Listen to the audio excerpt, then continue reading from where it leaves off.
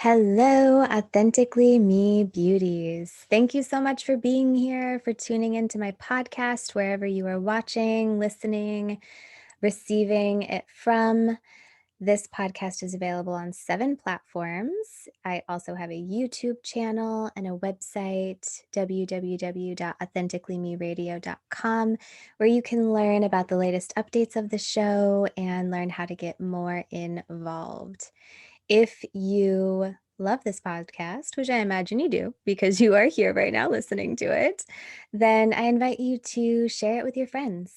Do a quick Instagram story or send a link directly to someone who could benefit from the content of whatever show it is that has touched you.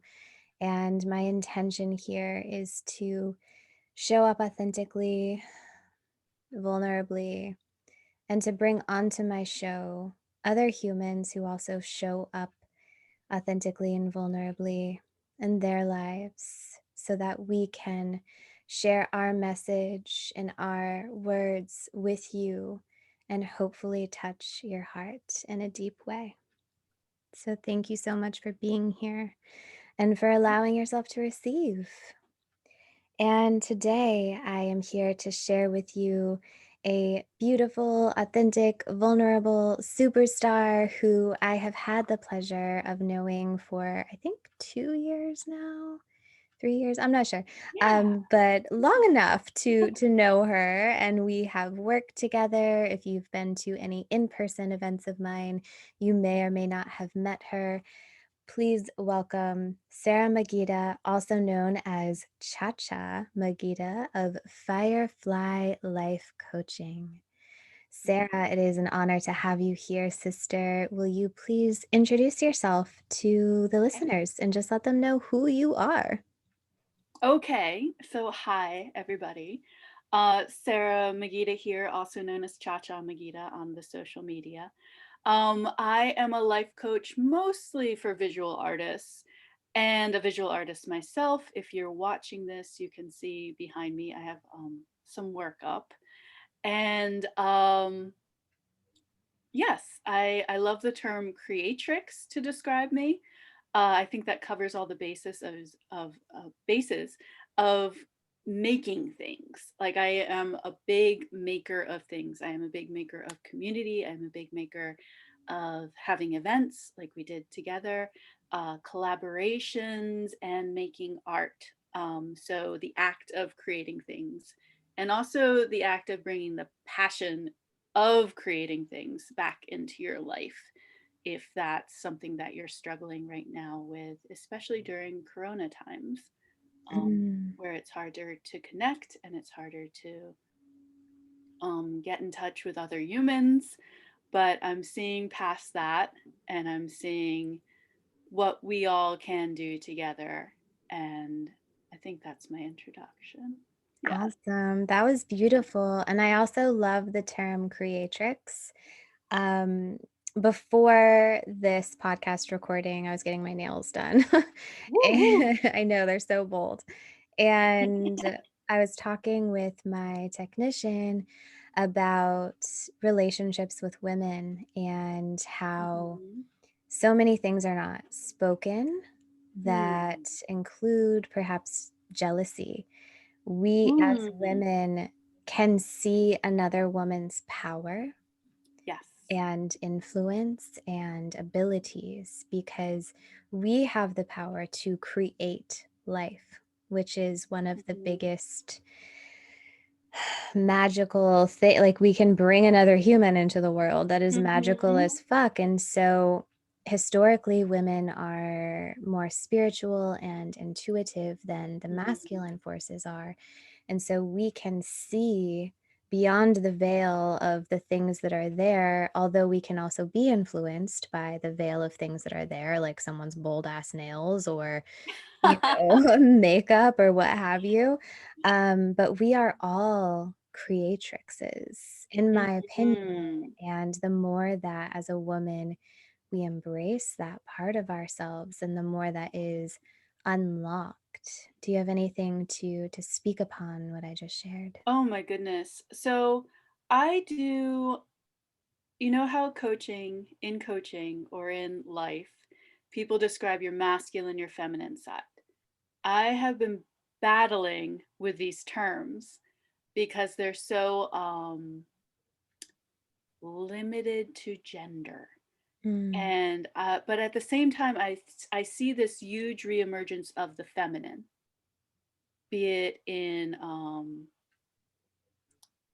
selling things to people, um, and like an invitation in. Do you want to be on my train? Do you want to, you know, people say, do you want to work with me and things like that.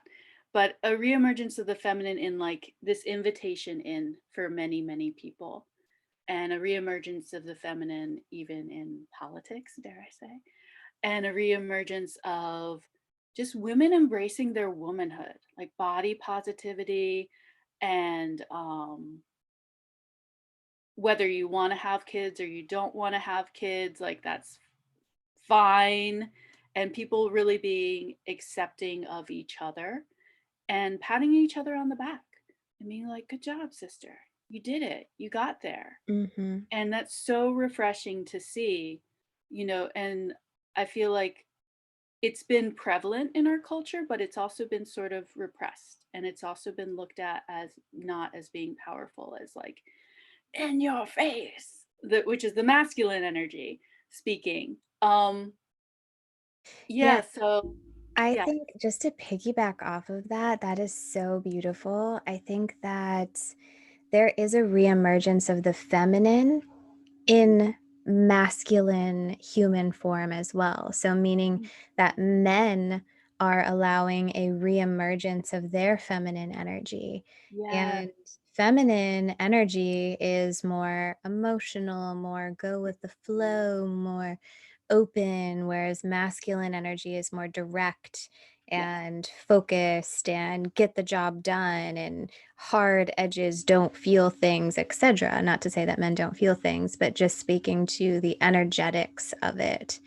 And to me, I view the masculine and the feminine energy as umbrellas. And within that umbrella is so many layers and so many dimensions and so many realities, just like with painting, for example. So someone might look at the art behind you and say, Mhm. there's blue. And that could be limiting because there's many shades of blue. Oh, yes. So there's many shades of masculine and feminine. Mhm. And I think, yeah, that's very wise that there is a reemergence. And I agree that I've seen that. I believe that the virus and the quarantine has, in a way, it's been such a masculine energy because we have been forced to stay inside. There's been so many restrictions Yes. and actions taken. And so, with that, you know, it makes sense that the pendulum has swung the other direction. We Mhm. have been inside with our bodies, with our feelings, Yeah. and in a way have been forced to recognize, okay, what is emerging from within and how do I honor that? Yeah, yeah, very, very, very true. We've all been spending so much more time just with ourselves in so many ways, so many different ways. I do consider myself lucky to live with three other people, one of them being my husband. So I have some socializing that happens in my day to day, but it's still it's limited, and it has um gotten me into a place where I'm very comfortable being by myself. Hmm. And I've, had the time to look into what makes me uncomfortable to be by myself.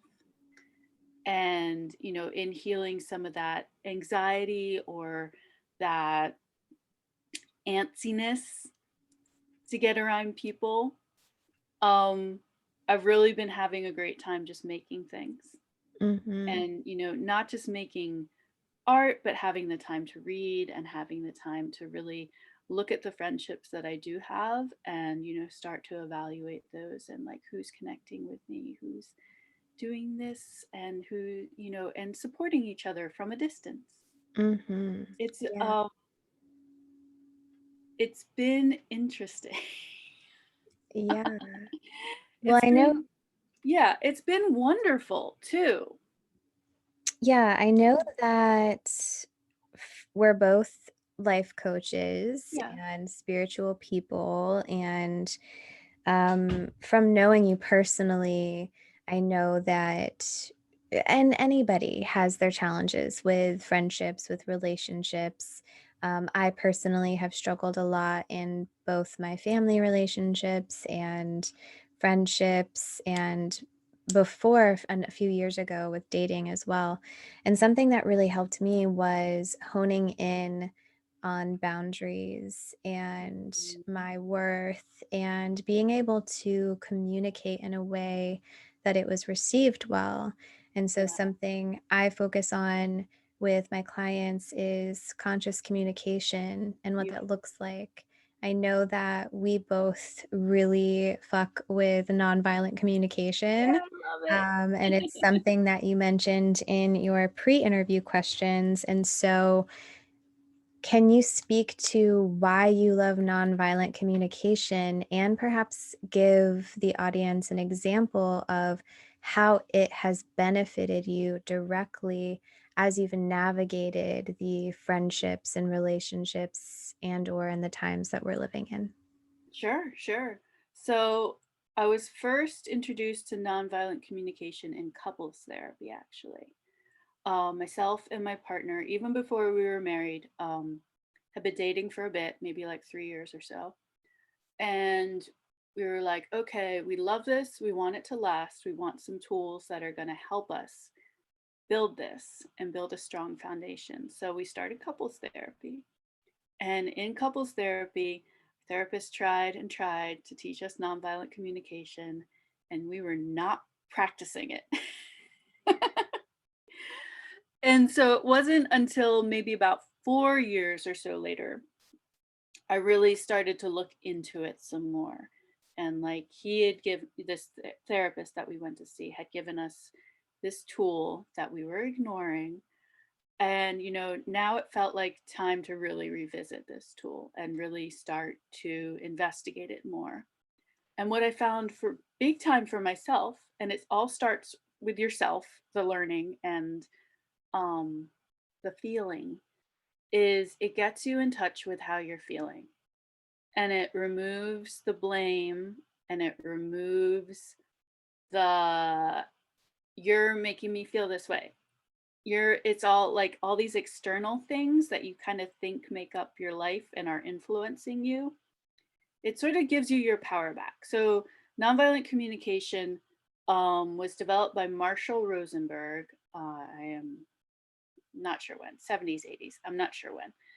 And he has a whole list of feelings when your needs are met and feelings when your needs aren't met.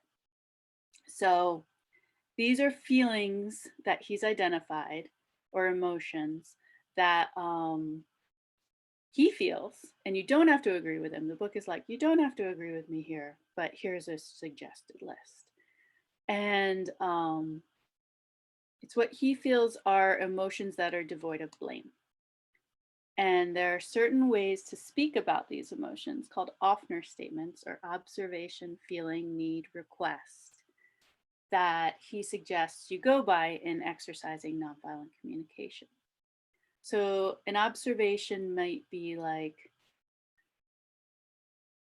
I've noticed you're not doing the dishes until the next day. So, feeling, I feel, oh, I want to look up my list. I don't have this list memorized. I feel unseen. So, I feel unseen and you can either say I need to feel or I need this, I what you need in that moment. I need to feel seen. I need to feel heard. I need to feel complete. So I ask you to do the dishes when they're first put in the sink.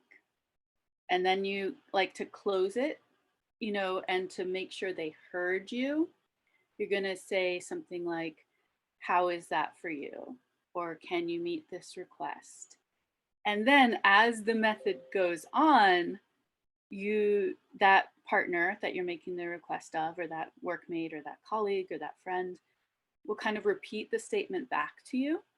If they're in on nonviolent communication, they'll repeat that statement back to you. So I hear, when I'm not doing the dishes until the day after they're messy, you need, or you feel unseen, unheard, not complete. So I will then do the dishes that are in the sink. It can be as simple as that. Yeah, but really communicating based on your feelings. And when you're in touch with your feelings, like, notice I'm like warming up my heart. For me, it creates more of a channel to healing. And that can go into like trauma, or it can go into like just not acknowledging yourself and not honoring yourself and not thinking about things like self-care and like caring for yourself, and realizing how you feel in the moment really brings you back to your body and what you need for yourself, what you need for your mind, what you need for your spirit. I just think it's a very important tool. I hate to tell Yeah. people that. Yeah, that I mean, part of why I focus on communication with my clients is because our voice is one of the most powerful tools that we have as a human. Mhm. And it's a frequency, it's a sound that emotes from our body and connects us with other humans. It connects us with ourselves. Our body hears us saying it. Yeah. Our soul hears it and feels it. Those around us feel it and hear it.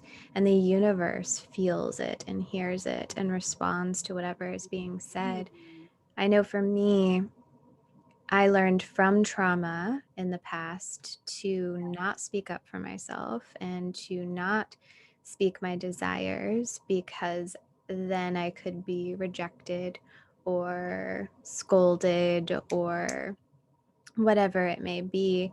So to have the tools and the opportunity to say, "This is what I desire," is one of the highest forms of self love. And to have a structure that delivers it, it's a vehicle, right? It delivers it Mhm. to another person in a way that it's not attacking or violent in any way, shape, or form.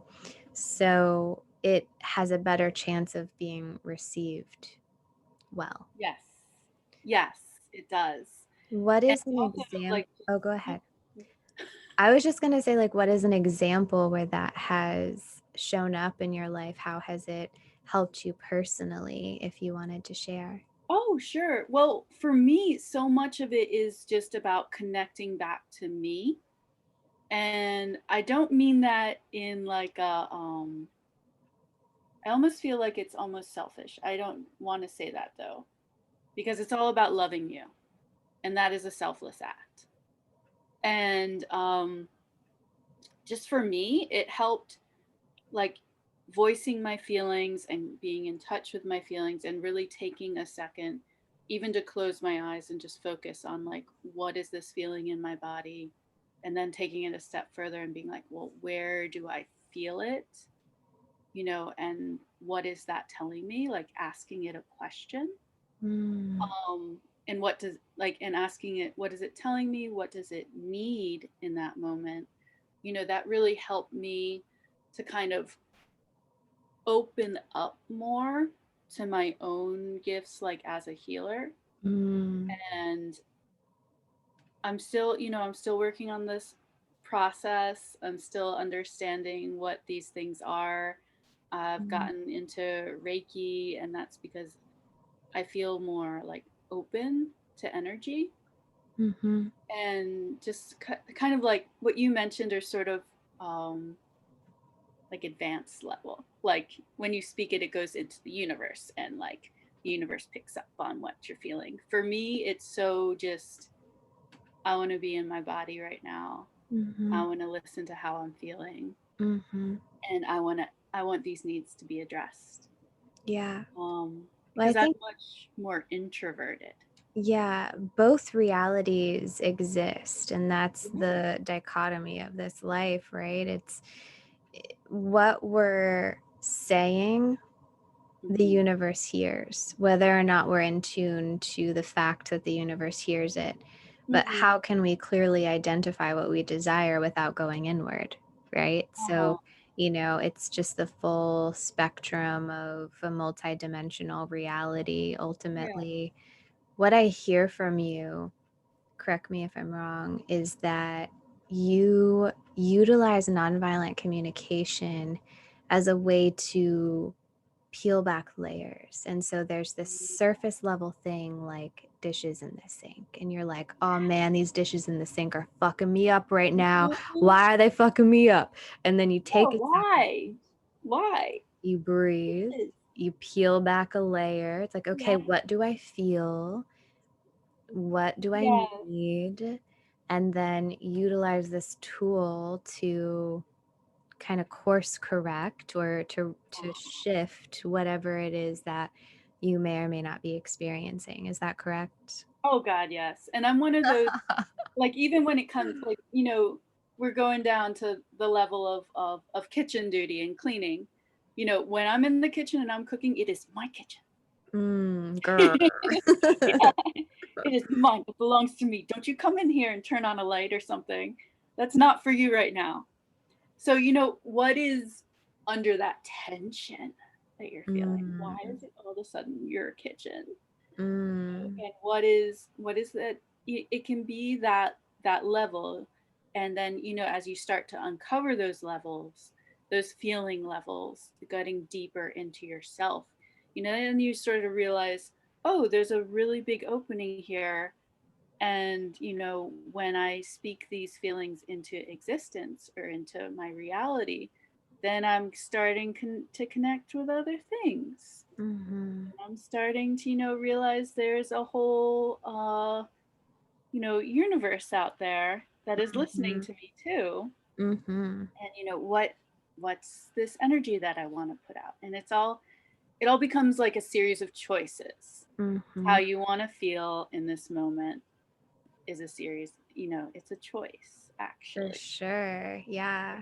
That's Yeah, so beautiful. Oof. Yeah, I loved that. I loved that little conversation. That was so great.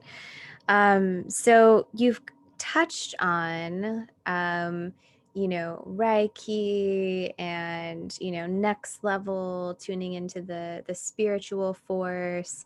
And so, I have had the pleasure of working with you, and I know how powerful and intuitive and spiritual you are, as much as you are grounded and anchored into this physical realm that we're anchored into. And so, my question to you is, how do you entertain, for a lack of a better word, spirituality yeah. surrounding those who may not be as comfortable with it or may not understand it? How do you entertain or Ooh. navigate spirituality with those people in your life? I know so many different people that, spirituality resonates with them in much different ways. Like a whole gamut of individuals. Um Backstory, a little, like my husband's family, they're fundamentalist Christians. So for them, uh a lot of ways of living that you should be doing or you shouldn't be doing, or even tying in with like a political atmosphere, is very, very, very, very, very important to them. And it's only one way, and that is following their path. So I look at it like this is their path. I want to ask questions usually. I have a lot of curiosity about these different paths and what people choose to believe in and what they choose not to believe in and how it influences their lives. And even if they're open to the idea of discussing anything spiritual, Because I have those friends too that are just atheists, and they're like, nope, nope, nope, nope, none of that. And I just want to know, because atheism, you believe in atheism. It's still a belief. You just choose to not believe in other stuff. You're just very grounded people in the ground, on the earth, nothing else. And so, I want to know where these ideas come from. So when it comes to the histories behind like a more spiritual living or a more conventional religious Judeo-Christian background or Muslim beliefs, I find it all fascinating. I really love Quakers, actually. Um, I had some Quaker friends growing up. Me too. I think it's very, Yeah. very interesting. Please continue. Yeah. So, and what Quakers, how they practice is they sit in silence, and they all sit in silence together, and there's no figurehead in there. They call it meeting for worship. They're sort of under the umbrella of Christianity, very loosely. And they acknowledge the light that exists in everyone. And, they ask people if you can stand up and speak. Anybody can stand up and speak. And they ask you to, usually it's some sort of request to hold someone in the light if they're sick or if they're going through hard times. Um, I really love the way they practice sort of simplicity in their practice. Funerals are the same, weddings are the same, meetings for worship are all the same ceremony. So it really just makes it all easy. And it's like, this can be it. This can be a very simplified, kind of austere form of spiritual connection. That isn't to say that I don't like ceremonies. I love a good, kind of very involved, like Wiccan ceremony. I've been to those too. So I just find the way that people practice their connection to something greater to be very fascinating. Yeah. I hope that answered your question. Yeah, so for clarity purposes, how Yeah. you navigate the spirit that you hold for yourself Mhm. and that you may or may not see in others is basically through understanding or asking questions about other people's Yeah. belief systems. So it's not Yeah. even, to me, I'm just like, wow, how humbling, because you literally are approaching it with zero ego. Like, I am not better than you because I'm a Reiki master. I am not, like, whoa, how humbling of an answer for you to give. And I wish that more people in this world just asked more questions. Yeah. You Yeah. And know, it's there's okay. It's okay to be intrigued by something else. mhm. I think there are Yeah. a lot of sort of barricading beliefs where you just like, no, that's evil. Mhm. That's Yeah. wrong. But I Like, can understand but yeah. too the fear in asking questions, because spirituality, and even you said you get activated in the kitchen, grr, it's my kitchen. People get very activated when it comes to their food. I am vegan, and even me being vegan at times, people are like, oh, skittish, and they don't want to ask questions or talk to me about it because they think I'm gonna like throw blood on them or some shit. Yeah. And so I understand the fear in Uh-huh. not wanting to ask questions, but also, how will we ever evolve as a culture, as a society, as humans, if we do not do our best to understand each other and to learn from each other? Ultimately, in my opinion, it's why we're here. And so, utilizing vehicles like nonviolent communication is a Yeah. great way to cross that bridge, Mhm. to take down any barriers that may or may not exist between us culturally. Do you agree, or do you have anything else to add to that? Oh my God, I so agree. Oh, so agree. So agree. I was about to say degree. I Mm, so agree. Yeah, it can create like a nonviolent communication really creates a lot of unity with people. I mhm, think that's why it's so recommended for couples. Yeah. definitely. Yeah. So, what led you to be a coach? Oh geez. Um it's been a long journey. I really started to gravitate towards coaching when I was around 19, 20, 21, around that time. Whoa, I didn't know that. I Holy know. bananas, holy bananas. I'm 41 now, so that was a while ago. So this is like going over some years here. And I also didn't feel like anybody wanted to be coached by a 19-year-old, which now I look back on it and I'm like, I had my shit together. Honestly, I still feel that sometimes. Like, Oh, yeah. sometimes I'm like, oh my gosh, older Yeah. people who are transitioning in life and could benefit from a coach. I've even had people say to me things like, well, you don't have enough life experience. I'm like, actually, I have a lot of life experience for Dude, being 33 years old. I do. I yeah, really do. you do. Um, but I still feel like that sometimes. I know I look very young, but I sometimes still have that inkling of whatever that energy is.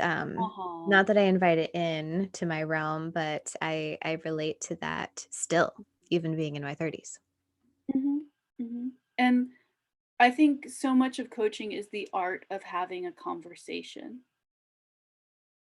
and really getting in deep and being willing to explore hard parts. And that's where I was at when I was younger. And at the time, I was kind of having this like big spiritual awakening thing. And I was also like, this sucks. I just want to drink and party.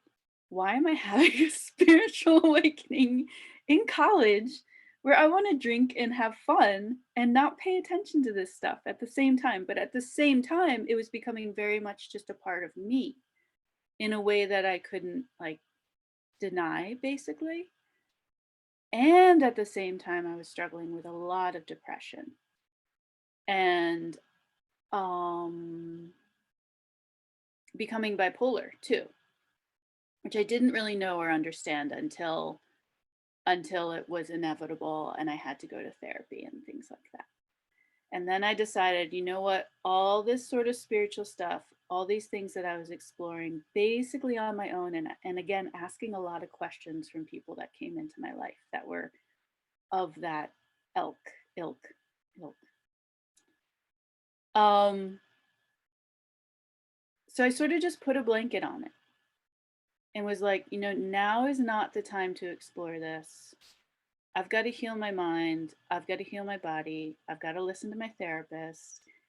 I've got to, be strict about it and stay on track. So it became no drinking, became no drugs, no smoking pot, no getting wild. Well, maybe getting wild, but not no substance. So I was sort of the odd one out for many years because I wasn't engaging in everything. And I'm a big part of the arts community in Baltimore. I love to go see shows, love to go to art galleries, love to be a part of things. But I was also like abstaining from a lot of things. So I was in sort of this odd place. And then I got into coaching more. I was also in a place where I knew. So first I started getting coaching. So I'd had years of therapy. And then I was just like, therapy isn't effective for me anymore. And this is like 15 years of therapy that I was saying that. So I had really been through therapy for a while. It just didn't feel like it was pushing me enough. And I knew I needed a push. And I knew I needed a confidence boost to really feel comfortable making my own art and stepping into what I wanted to do with my life and becoming, a spirit person again, and connecting with that side again, and really like unearthing it. Because again, I said I put a blanket and more blankets over it. So I really wanted to have that connection to both myself and the earth again. And so I went through a coaching program and I got it, which is great. And so now, now I'm doing what I want. Now I'm living my life. Now I'm connecting with artists. Now I'm bringing them up too. Because I really just want to see people thriving and being comfortable with who they are and getting that like I said way earlier, like that passion for life back, however that looks. Thank you for sharing that. Mhm. Something that came up for me while listening to you is this stigma surrounding life coaching, surrounding being woo woo, and, surrounding spirituality and embracing the deeper parts of self. There's these stigmas around all of that. And I go back to a time when, tribal people considered the doctors to be humans that suffered from schizophrenia Mhm. or had other challenges that allowed them to break through outside of the physical realm and to see and hear and experience things that others were not able to experience. And Yeah. our world has taken such a dramatic shift that now even people that are kind of into it and might have one blanket or two blankets or 10 blankets over whatever it is, however many blankets, even those people, as the blankets come off, will still say things like, "Oh my gosh, this is crazy. Like this synchronous, that's insane." And, there to me, I'm like, "Ooh, a little piece of me is like, oh, it's not insane. It's divine." Ooh, it's just spirit. Spirit's moving through the Yeah. life experience. Yeah. And so to me, there's this deeper level of embracing the experience of it as much as we embrace ourselves Mhm. too. And Yeah, I think um, that's a very important thing. I think for me at the time when all of that was happening, one, I was young and I didn't mhm, know. I had never been introduced to like a spiritual awakening in anybody. Um, Two, I feel like those people that are having, what we describe as mental health disorders or things like that, um, if you're gonna manage it on your own and go like the spiritual awakening route, you need a guide. mhm, I know in all those cultures that you mentioned, in like the healer realm, like this is a person that needs a guide. They need the person that came before them, that went through it, that understands what they're going through and understands that they're not the big C word crazy. And you really need that person with you, that anchor person. So definitely. And yeah, coaches and need coaches, and coaches need coaches. yeah. Yeah, it's true. It's true. And oh my God, do coaches need coaches? But just to like gain a deeper understanding of what's going on with you and what these gifts are, and understanding them as a gift. Like I totally consider bipolar disorder to be my gift because it gives me so much more empathy, so much more compassion, so much more understanding of just being a human and what people need. You need support. You need to get through um, traumas to be on the other side Mhm. of life, so you can just be like, okay, that happened in the past. It's going to Mhm. stay there, and I'm going to move on and have this beautiful experience with my life. Mhm. Yeah, I think just to be clear, I don't invite in anyone to experience trauma if they do not need to. We don't necessarily need traumas to be wherever we are, but Oh, God, no. No. but No. they are a part of some of our karmic journeys and soul Mhm. paths and Mhm. ancestral wounds, etc. Um, so to relate to you, I have herpes and I got to, over a period of time, it took a number of years, but I got to shift my perspective of that. And it was something that, again, I needed to deeper understand the human experience, the human Yeah. body. It really like brought me into my body during a time that I wasn't super present with myself. And Yeah. I now reflect and see how many blessings were in that experience. Mhm. And um, I got to view it as a gift. And that may sound crazy to some people, but I'll explain that. And it was hard. It was hard. It Yeah. was challenging to make that conscious choice and to shift my mindset. But with time, anything is possible. Yeah. And I shifted from feeling very depressed, very low self esteem, very victim to this is a gift and this is a part of me. And whoever is to be my divine partner in this life will accept this as part of me and will accept me. And so there's many layers to my herpes journey. It definitely touched on rejection and fears and self-love and a bunch of other things. I forget who said this to me, but some guide or coach or healer at some point during the years of transition of self-acceptance of this STI, I heard view it as a key. View it as Mm. a key to finding your divine partner because whoever is going to be with you has to accept that. They Yeah. have to. It's a part of you. And if they don't, then you know that that's not the right person for you and you can move on. And what a gift. Holy shit, you're not wasting 5 years with them to find out they're not the one for you. And Mhm. so, again, it took time and practice, but I was able to shift into this is such a blessing. Yeah. Yeah. And that's what I think. And you're a perfect example of this, like vulnerable leadership. You're Mhm. showing that, not everything is perfect and glossy and, amazing sometimes. You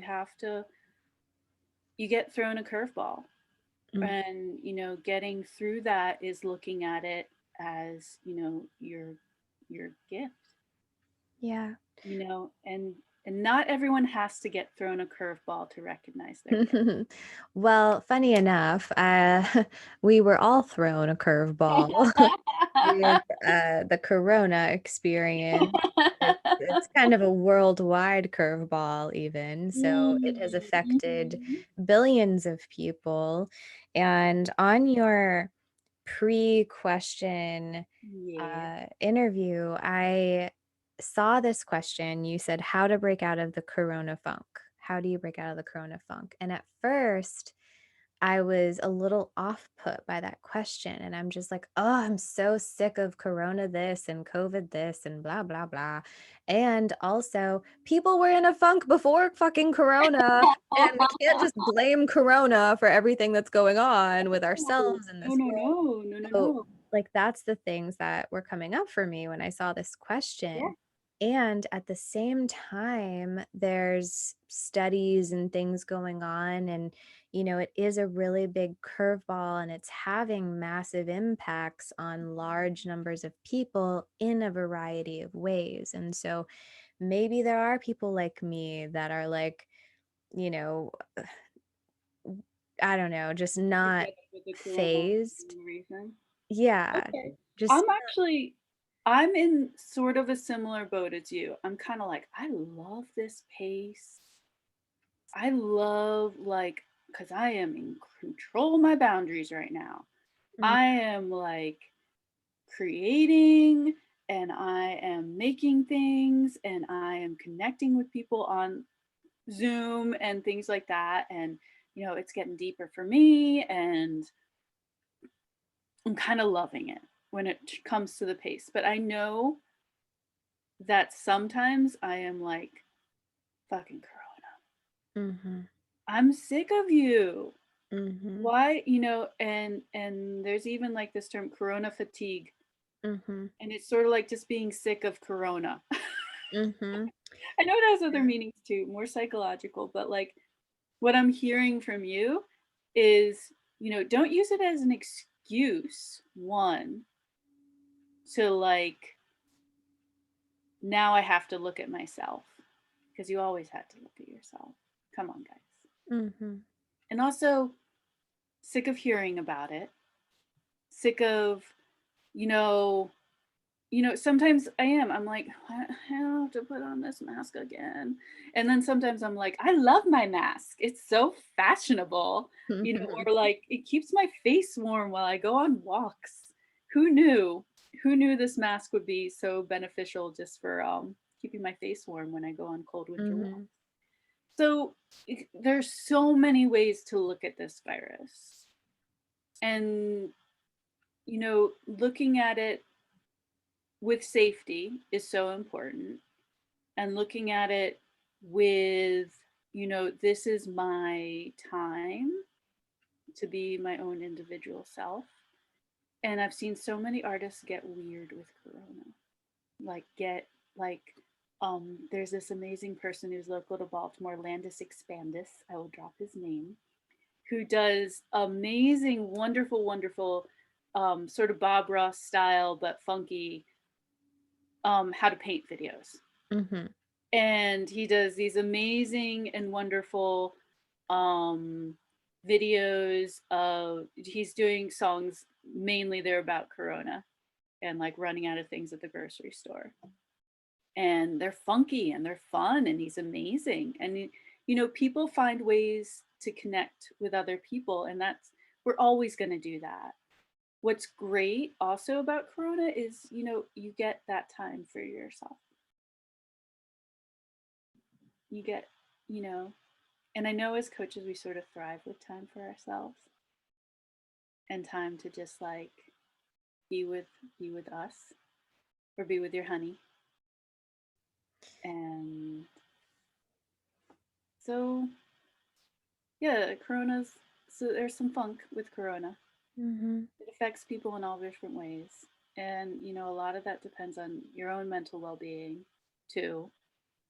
And how are you going to choose to cope with this situation? Choose. I said choose again. mhm, And I've developed some of my own like self-care, more in-depth self-care habits because of it. And I plan my days, I live by that.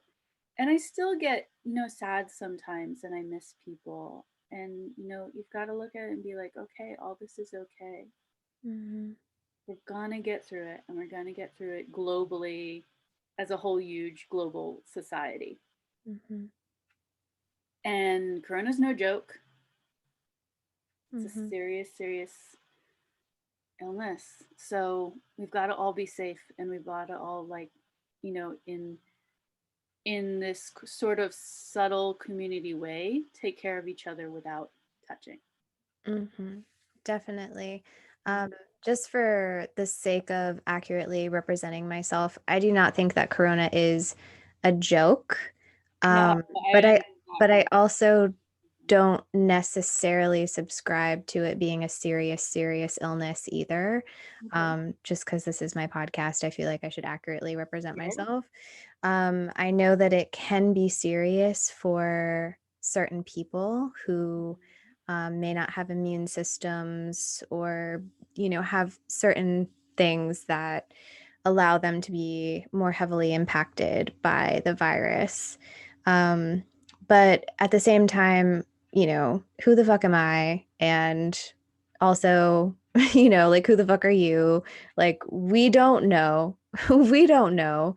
We're just two people that are doing our best to accurately represent ourselves and, love each other and love and encourage other people to love themselves and to love the people that they're surrounding themselves with too. So Mhm. I don't have the answers. You don't have the answers. I don't think there's one person in the world that is like, I have all the answers about corona. Mhm. We're But all understanding it one day at a time. yeah, Yeah. so it's just a matter of doing the best that we can do. And I Mhm. believe you to do that and to honor yourself. And I do the same thing as well. And can I ask you a vulnerable question? Please do. So you said that with the quarantine and this experience that you've had, because of it, you've implemented these deep self care practices. And let's say for tomorrow, everything lifts. We don't have to wear masks anymore and everything goes back to normal, quote unquote. Do you think, honestly, that you would continue on with these self care practices? Oh my God, yes. I want to maintain Corona life as long as I can. Mm, I actually do. I want to spend more time with myself. I want to have that and not feel guilty, I guess, about not attending, performances by friends, honestly. mm, I love my peeps. I love supporting them. Again, I'm a little more introverted and crowds are intense for me. mhm. Um, so I want that feeling of like, it's okay to continue. That's great. Yeah. Like, and I've been feeling pretty good throughout this. Mm, Been taking care of my garden, I've been doing a lot of things around the house, been have the time, have the energy, have the creative flow to make things that I want to be making. Finally bought some pounds of clay, and I've been wanting to get into clay since like beginning of Corona, but I was like, no, everything will open next week, and I can just take a class. Everything will open next week. Just take a class. And then I was like, no, just buy the clay, damn it.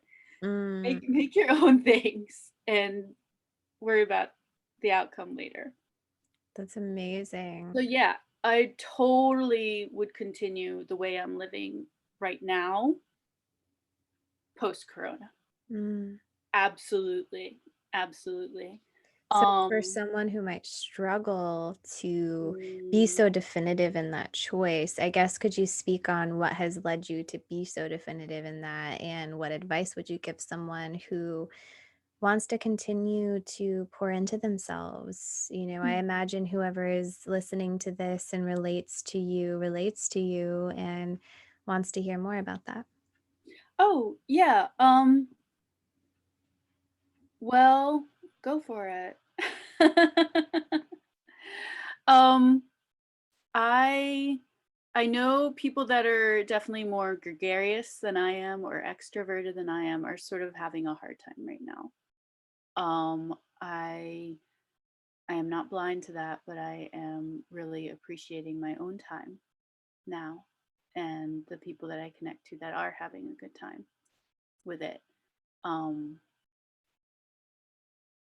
Again, that's not to dismiss anything. Sometimes I feel sort of weird when I say that, but um, to continue with this, I I plan out a schedule. I don't do really strict time blocking, but I loosely time block. So like this chunk of time is spent working on art. It isn't divided into like 15-minute increments or something like that. It's just like this chunk of time. This chunk of time is spent doing coaching or updating my website or whatever comes up. And I like to separate the coach world from the art world, so I'm not making art while I'm coaching. But I like to also, this is a new one, take a shower in between those two worlds to just kind of wipe it off and be like, okay, I did all this stuff. I sat at my computer and hammered out a blog post or whatever I was up to. And especially after talking to a client, you want to be like, okay, energy released, energetically done, wiping this off. Epsom salts are great if you want to take a bath in the middle of the day too. That helps just get that energy that's sticking to you off. I love that. I And do then I that. continue with the rest of my day. Yeah, I do that too, also Mhm. saging myself. And Yeah. maybe you don't have time to take a whole shower, but I will sometimes wash my hands Yes. And wash my intentionally. face too. I wash my face. That makes me feel so much more refreshed. Mm-hmm. Yeah. Just like even when I remember as a kid, if I started to cry, my mom would, calm me down by letting me wash my face. Aw. Yeah. Yeah. So maybe it's a relationship with that, but like, it really just like centers me. Mm. Washing my face and washing your hands. Yeah. Well, we're 70% water, and Mhm. you know, water is very, very healing. It's one of the most healing elements. In native cultures, they heal diseases through speaking to the water, asking the water to heal. So, there's some ritualistic and spiritual practices, and I view this as a ritualistic practice, and it's moving energy, it's cleansing energy, it's making space for something new. So I think that's a really Mhm. beautiful thing, and what a time to be washing hands and washing the body, right? Yeah, So yeah. I'm a total mermaid too. yes, Yeah.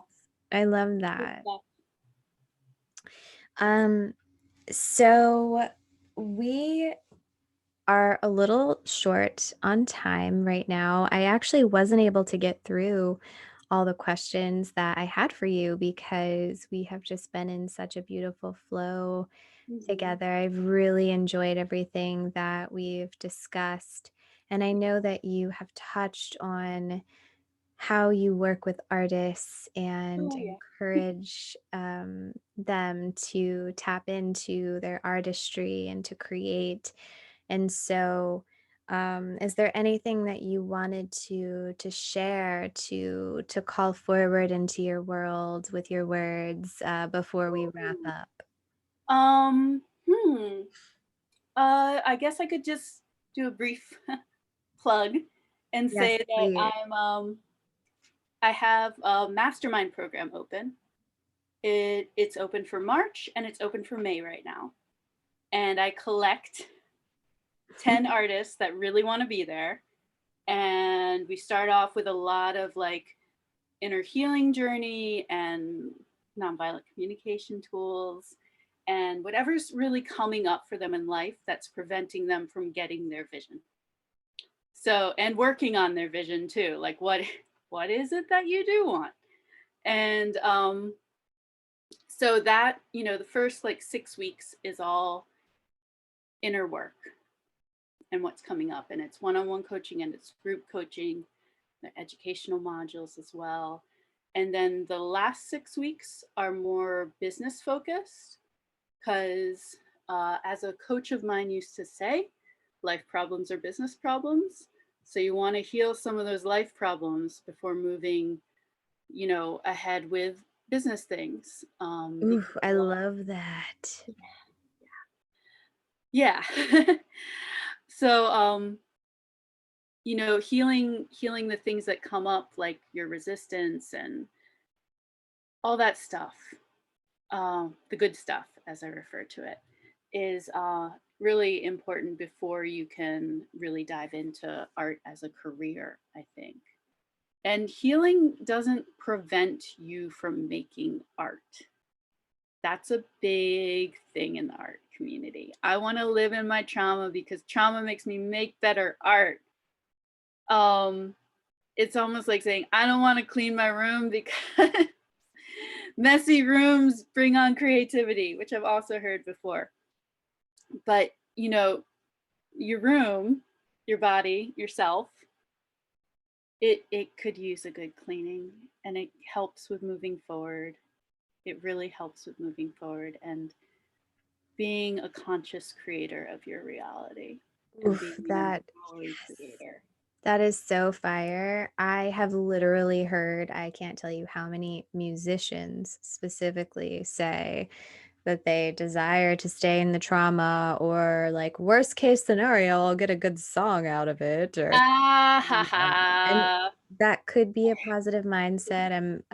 Whatever works for whatever human. I understand. I don't want to poo-poo on anybody. But it is also a big thing in the artist world. I can see that with hearing you say that. And Mhm. I love that you spoke on that. And so, if people relate to this and they want to get in touch with you to be a part of your program, I do have some links that will be in the show notes. So please take a look there, click, follow, connect with Sarah or Cha Cha, and Mhm. yeah, radically shift your life and connect to Woo. your inner purpose. I can say that she is a powerful force, and I'm so thankful to have you on here today. Thank you so much, Sarah, for being Glad here. to be here. I could talk to you for hours. Aw, thank you. I love you, sister. Love you much. Okay.